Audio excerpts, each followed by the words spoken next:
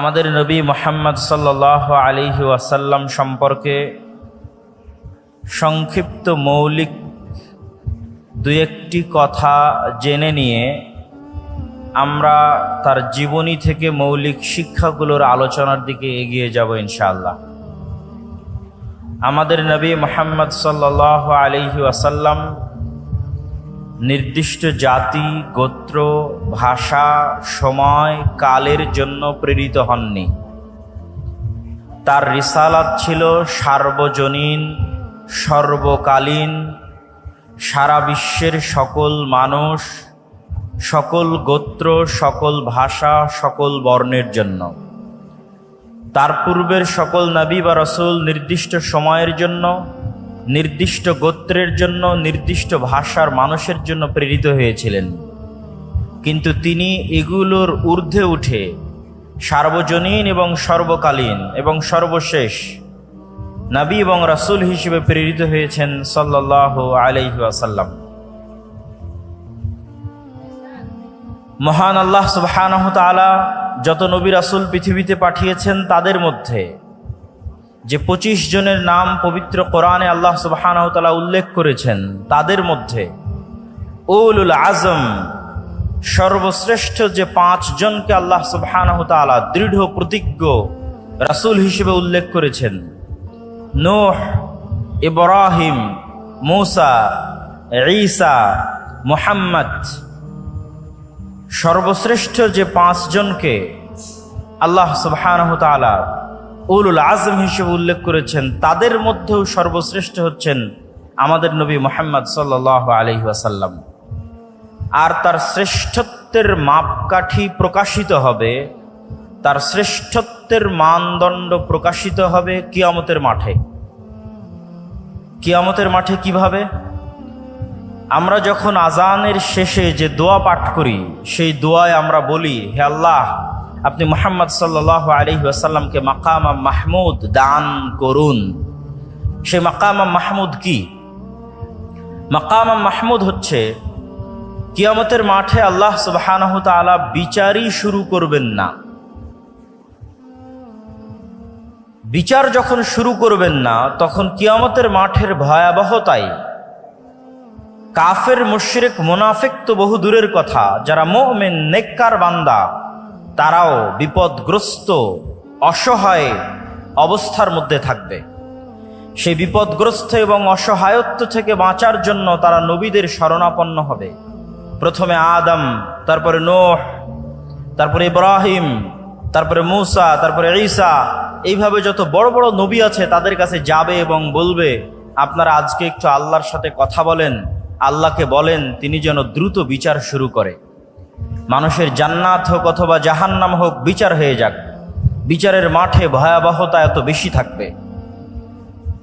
তো সেই দিন কোন নবী এবং রাসূল আল্লাহ সুবহানাহু ওয়া তাআলার সামনে কথা বলার সাহস করবেন না। যেমনটি পবিত্র কোরআনে আল্লাহ সুবহানাহু ওয়া তাআলা বলেছেন, মান যাল্লাযী ইয়াশফাউ ইনদাহু ইল্লা বিইজনিহি, আছে কি কেউ কোনো ক্ষমতাধর, শক্তিশালী, পাওয়ারফুল রাজা, বাদশাহ, প্রধানমন্ত্রী, ব্যবসায়ী, সম্পদশালী, যে সাহস করবে কিয়ামতের মাঠে আল্লাহর সাথে কথা বলার, আল্লাহর অনুমতি ব্যতীত? এমনকি কোনো ক্ষমতাধর, শক্তিশালী, সাহসী, বিত্তশালী, সম্পদশালী মানুষ আছে? এটির চ্যালেঞ্জ আল্লাহ সুবহানাহু ওয়া তাআলা নিজে কোরআন মাজিদে দিয়েছেন আয়াতুল কুরসির মধ্যে। সেই চ্যালেঞ্জের মুখোমুখি হয়ে কোনো নবী রাসূল সেই দিন আল্লাহ সুবহানাহু ওয়া তাআলার সামনে কথা বলার সাহস করবেন না। আদম আলাইহিস সালাতু ওয়াস সালাম থেকে নিয়ে শুরু করে সকল নবী রাসূল বলবেন, আজকে আল্লাহ সুবহানাহু ওয়া তাআলা আমার উপর এত রাগান্বিত, আজকে আল্লাহ সুবহানাহু ওয়া তাআলা আমার প্রতি এত ক্ষিপ্ত যে আজকে আমি তার সামনে কথা বলার মতো আমার কোনো সাহস, কোনো শক্তি আমার নাই। এইভাবে ধীরে ধীরে মানুষ চলে যাবে সর্বশেষ নবী মুহাম্মদ সাল্লাল্লাহু আলাইহি ওয়াসাল্লামের সামনে। আর তিনিও আল্লাহর সাথে সরাসরি কথা বলবেন না, বরং তিনি সরাসরি সিজদায় পড়ে যাবেন। কতদিন সিজদায় থাকবেন তা তিনি নিজেও জানেন না। তিনি সিজদায় এমন ভাষায়, এমন বাক্যে আল্লাহর প্রশংসা করবেন যা কোনোদিন দুনিয়াতে করেননি, যা তখন আল্লাহ সুবহানাহু ওয়া তাআলা তাকে শিখিয়ে দিবেন। দীর্ঘ এক সময় অতিক্রম হওয়ার পর যতক্ষণ আল্লাহ চাইবেন সেই সময় অতিক্রম হওয়ার পর আল্লাহ বলবেন, ইয়া মুহাম্মদ ইরফা রাসাক সাল তু'তা ওয়াশফা তুশাফা, মুহাম্মদ মাথা উঠাও, চাও দেওয়া হবে, সুপারিশ করো গ্রহণ করা হবে। এই যে কিয়ামতের মাঠে আদম থেকে নিয়ে কিয়ামত পর্যন্ত কোটি কোটি মানুষ এবং জিনের সামনে মুহাম্মদ সাল্লাল্লাহু আলাইহি ওয়াসাল্লামের যে শ্রেষ্ঠত্ব প্রকাশ পাচ্ছে, এই শ্রেষ্ঠত্বকেই বলা হয়েছে মাকাম মাহমুদ। আমি মুহাম্মদ সাল্লাল্লাহু আলাইহি ওয়াসাল্লাম সম্পর্কে আমার আলোচনা দীর্ঘায়িত না করে এতটুকু বলেই এই পর্বের আলোচনা শেষ করছি। তিনি পৃথিবীর ইতিহাসের সর্বশেষ নবী এবং রাসূল এবং সর্বশ্রেষ্ঠ মানব, এবং অল্প সময়ের মধ্যে পৃথিবীকে প্রভাবিত করতে পারে এরকম সর্বশ্রেষ্ঠ বিপ্লবের জন্মদাতা। মাত্র 23 বছরে তিনি পৃথিবীতে এমন এক বিপ্লব সৃষ্টি করেছেন যার প্রভাব পৃথিবীর ইতিহাসের সবচেয়ে সুদূর প্রসারী এবং সবচেয়ে প্রভাব বিস্তারকারী বিপ্লব। এবার আমরা চলে যাই রাসূলুল্লাহ সাল্লাল্লাহু আলাইহি ওয়াসাল্লামের জীবনে শিক্ষাগত বা জ্ঞানগত কি মৌলিক শিক্ষা এবং আদর্শ আমাদের জন্য রয়েছে। এই পয়েন্টে যাওয়ার আগে একটু ভূমিকা স্বরূপ আমাকে দুটি কথা বলে নিতে হবে। প্রথমত, আমরা জ্ঞান এবং শিক্ষা বলতে কি বুঝব, মুহাম্মদ সাল্লাল্লাহু আলাইহি ওয়াসাল্লামের এনে দেওয়া জ্ঞান এবং শিক্ষা বলতে কি বুঝব, তা জানার জন্য আমাদেরকে একটু ভূমিকা থাকতেই হবে। আল্লাহ সুবহানাহু ওয়া তাআলা যখন মানুষকে সৃষ্টি করেন, তখন তিনি মানুষের শত্রুও সৃষ্টি করেছেন। একটা গেমিং সফটওয়্যার যখন ডেভেলপ করা হয়, তখন সেখানে যেমন নায়ক থাকে তেমনি এনিমি বা শত্রু থাকে। আমরা যখন মাঠে ফুটবল খেলি তখন দুই পক্ষ থাকে, যখন ক্রিকেট খেলি তখন দুই পক্ষ থাকে। দুই পক্ষ ছাড়া কোনো প্রতিযোগিতা, কোনো খেলা, কোনো গেম সম্ভব নয়। আল্লাহ সুবহানাহু ওয়া তাআলা যখন এই পৃথিবী সৃষ্টি করেন বা এই পৃথিবীর সফটওয়্যার ডেভেলপ করেন, তখন তিনি এই পৃথিবীতে যে খেলা, যে গেম, যে প্রতিযোগিতা শুরু করেছেন, তাতে মানুষের শত্রু তৈরি করে দিয়েছেন। না হলে মানুষ খেলবে কার বিরুদ্ধে, কার সাথে লড়াই করে টিকে থাকবে দুনিয়াতে, কার বিরুদ্ধে যুদ্ধে জয়লাভ করার জন্য তাকে পরকালে পুরস্কার দেওয়া হবে, কার বিরুদ্ধে যুদ্ধ করে পরাজিত হওয়ার জন্য তাকে জাহান্নামে নিক্ষেপ করা হবে। গেম এবং খেলা হতে হবে উভয় পক্ষের পক্ষ থেকে, এবং রেফারিকে হতে হবে ন্যায় বিচারক, এবং সকলকে লেভেল প্লেয়িং ফিল্ড দিতে হবে। যেমনটা নির্বাচনের সময় বলা হয় যে সকল দলকে লেভেল প্লেয়িং ফিল্ড দেওয়া হোক, যেন সমানভাবে সে তার শক্তিকে কাজে লাগাতে পারে। ঠিক এই পৃথিবী ডেভেলপ করার সময় আল্লাহ সুবহানাহু ওয়া তাআলা মানুষ এবং মানুষের শত্রু একই সাথে সৃষ্টি করে দিয়েছেন। একই সময় মানুষের সেই চিরন্তন শত্রু হচ্ছে ইবলিস, এবং ইবলিসের সেনাবাহিনী শায়াতিনাল ইনসি ওয়াল জিন, জিনদের মধ্যে থেকে শয়তান এবং মানুষদের মধ্যে থেকে শয়তান, তাদের সর্দার হচ্ছে ইবলিস। তাদের সাথে চিরন্তন যুদ্ধ আল্লাহ সুবহানাহু ওয়া তাআলা শুরু করে দিয়েছেন মানুষের। আপনি পবিত্র কোরআনের প্রথম থেকে নিয়ে শেষ পর্যন্ত অধ্যয়ন করেন, আল্লাহ সুবহানাহু ওয়া তাআলা আপনার শত্রু হিসেবে কাকে চিহ্নিত করছেন। যে আপনার গীবত করে, অপবাদ দেয়, আপনার জমি জায়গা দখল করে নিয়েছে তাকে, যে ইসরায়েল ফিলিস্তিনে মুসলমানদেরকে হত্যা করছে তাকে, যে ব্রাহ্মণ্যবাদী কট্টরপন্থী যারা মুসলমানদের উপর অত্যাচার করছে তাকে। জি না, আল্লাহ সুবহানাহু ওয়া তাআলা পবিত্র কোরআনে বারবার মানুষের জন্য শত্রু হিসেবে চিহ্নিত করেছেন শয়তানকে। ইন্নাশ শাইতানা লাকুম আদুউম মুবিন, শয়তান তোমাদের জন্য চিরন্তন এবং চিরস্থায়ী শত্রু। এই জন্য আপনি যখন কোরআন তেলাওয়াত করতে যান, তখন আল্লাহ সুবহানাহু ওয়া তাআলা আপনাকে শিখিয়ে দিয়েছে যে কোরআন তেলাওয়াতের পূর্বে তুমি বলো আউযু বিল্লাহি মিনাশ শাইতানির রাজিম, যে হে আল্লাহ, আমি বিতাড়িত শয়তান থেকে পরিত্রাণ চাচ্ছি। শয়তানের অস্তিত্ব কতটা বাস্তব, শয়তান মানুষের কতটা ভয়ঙ্কর শত্রু, যে কোরআনের তেলাওয়াত পর্যন্ত শুরু হচ্ছে শয়তান থেকে পরিত্রাণ চেয়ে। পবিত্র কোরআনের শুরু থেকে নিয়ে শেষ পর্যন্ত এবং রাসূল সাল্লাল্লাহু আলাইহি ওয়াসাল্লামের হাদিসকে যদি আপনি সামনে রাখেন, রাসূলুল্লাহ সাল্লাল্লাহু আলাইহি ওয়াসাল্লামের জীবনীকে যদি আপনি সামনে রাখেন, প্রতিটি কর্মকে যদি আপনি সামনে রাখেন, তাহলে দেখবেন রাসূল সাল্লাল্লাহু আলাইহি ওয়াসাল্লাম প্রত্যেকটা আদেশ, প্রত্যেকটা নিষেধ, প্রত্যেকটা দোয়া, প্রত্যেকটা জিকির তিনি শয়তানের বিরুদ্ধে দিয়েছেন। রাসূলুল্লাহ সাল্লাল্লাহু আলাইহি ওয়াসাল্লাম আমাদেরকে সালাম দেওয়া শিখিয়েছেন, তার জীবনের একটি শিক্ষা। তো সালাম দেওয়া শিখাতে গিয়ে তিনি আমাদের কি বলেছেন? যদি তোমাদের কেউ বাড়িতে প্রবেশ করার সময় সালাম দেয়, তাহলে শয়তান বলে লা মাবিতা লাকুম ওয়ালা আশা আলাকুম, এই বাড়িতে তোমাদের থাকার জায়গা নাই, খাওয়ার জায়গা নাই, এই বাড়ি থেকে বের হয়ে যাও। আর যখন তোমাদের কেউ রুমে, ঘরে, বাড়িতে প্রবেশ করার সময় সালাম না দেয়, তখন শয়তান বলে এই বাড়ি তোমাদের থাকার জায়গা, এই বাড়ি তোমাদের খাওয়ার জায়গা।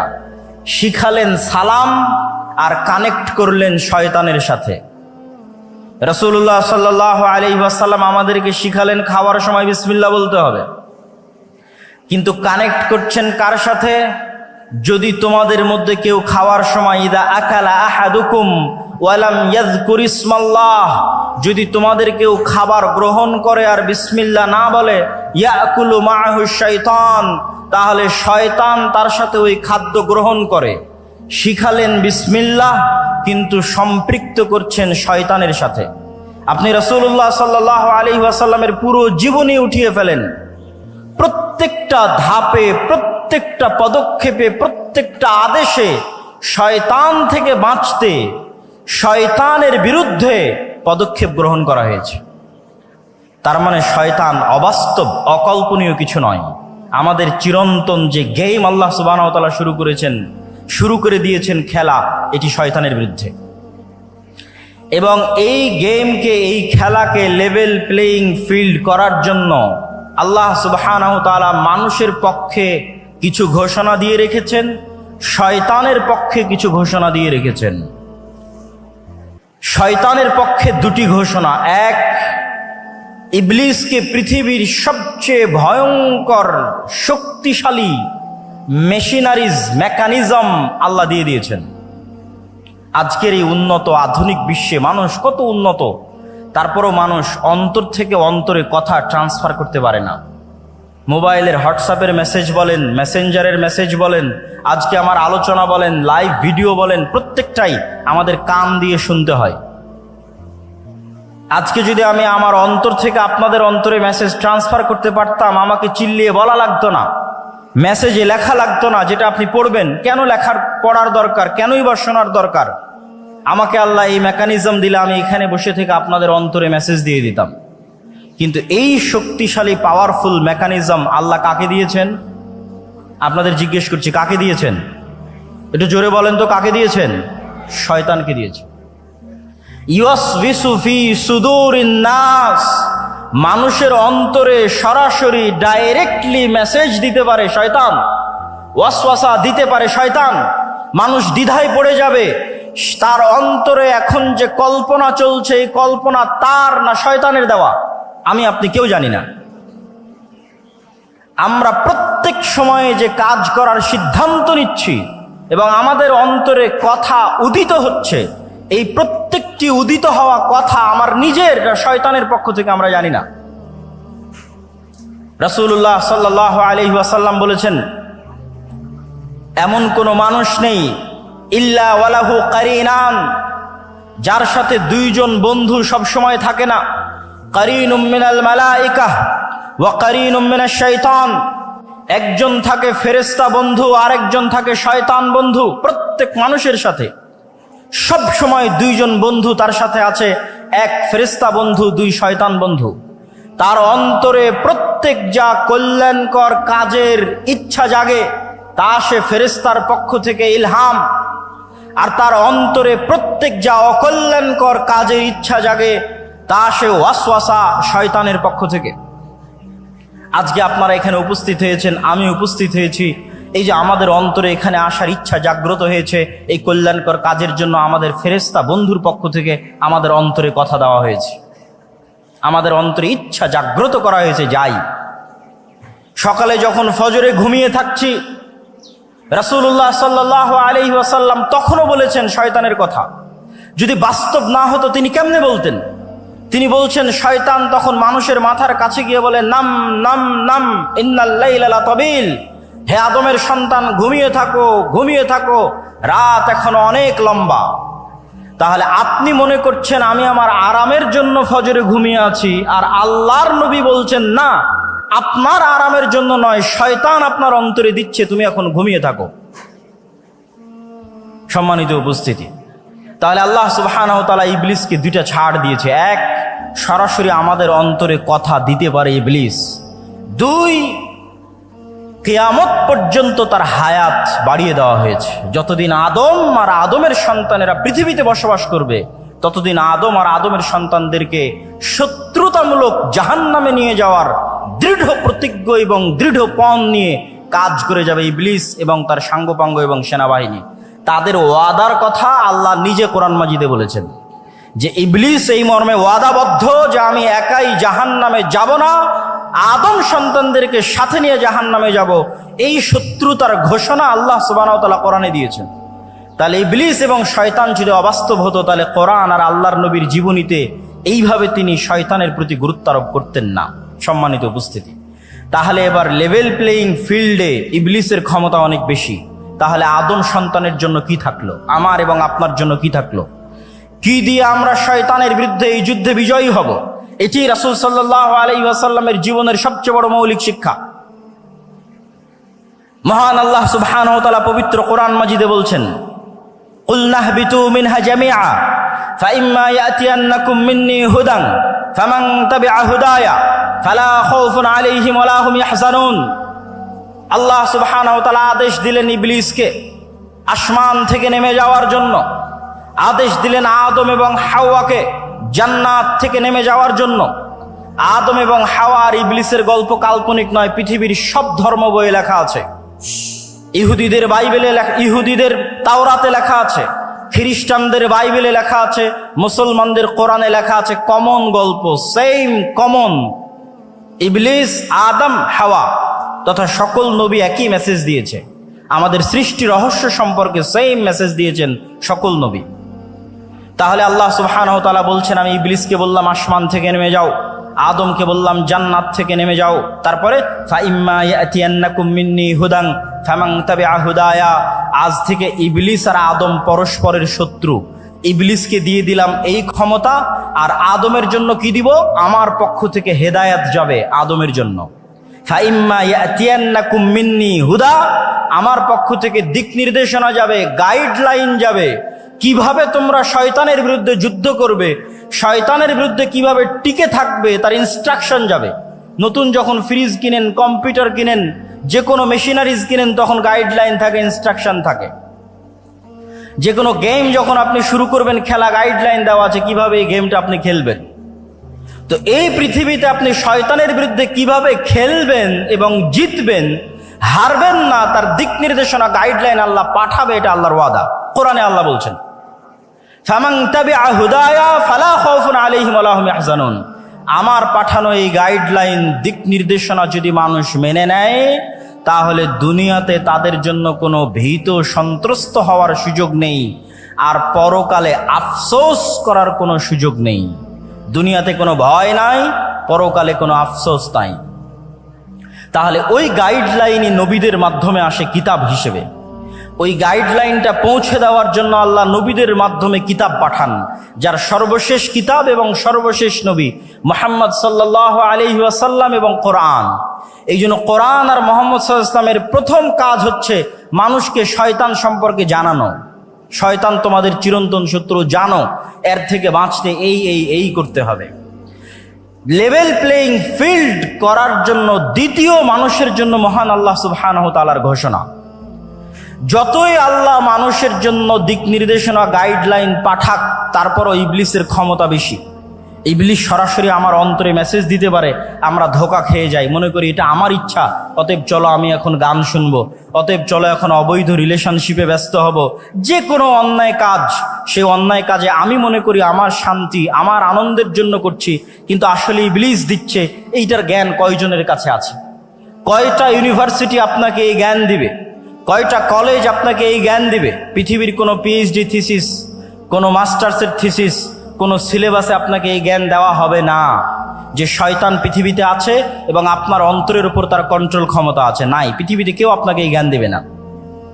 পৃথিবীতে যেখানে যাবেন সবাই আপনাকে বলবে তুমি তোমার মন মতো চলো, তোমার মনে যেটা ভালো লাগে সেটা করো।